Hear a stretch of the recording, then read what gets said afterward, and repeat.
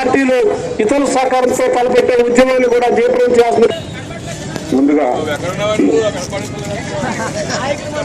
ప్రజల తరపున పోరాటం చేస్తున్నటువంటి వామపక్ష పార్టీలకు మద్దతుగా మా పార్టీ అంటే వెల్ఫేర్ పార్టీ ఆఫ్ ఇండియా సంఘీభావంగా వారికి మేము సంపూర్ణ మద్దతు తెలియజేయడం జరిగింది.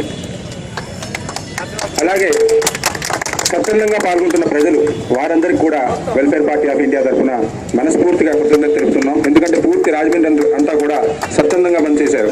నిజంగా ఇది వామపక్షాల విజయమే. వామపక్షాలు ఏ పోరాటాలు చేసినా మేము తప్పక సహకరిస్తామని సభాముఖంగా మీ అందరి ముందు మరొకసారి తెలియజేసుకుంటున్నాను. మిత్రులారా, ఇప్పుడే సామాన్యుడి బ్రతుకు భారంగా మారిపోయింది. పెంచిన విద్యుత్ ఛార్జీల వల్ల మరింత భారం పెరిగి లైట్ వేయాలంటేనే భయపడే పరిస్థితి ఏర్పడింది.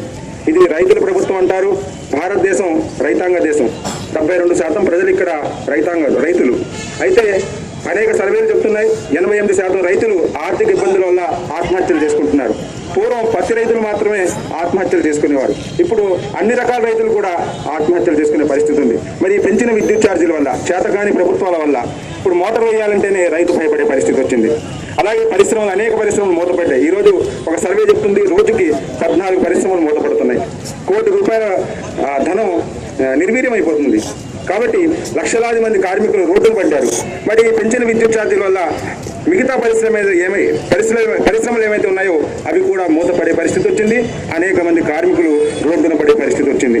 ఒకవైపు పిల్లలు పరీక్ష రాస్తుంటే ఈ ఆంధ్రప్రదేశ్ని అంధకార ప్రదేశంగా మార్చేశారు.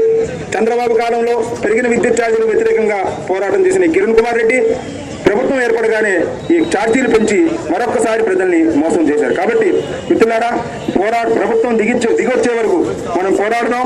వామపక్షాలు చేసేటువంటి ప్రతి పోరాటానికి కూడా మేము సంపూర్ణ మద్దతు తెలుపుతామని సభాముఖంగానే తెలియజేసుకుంటున్నాను.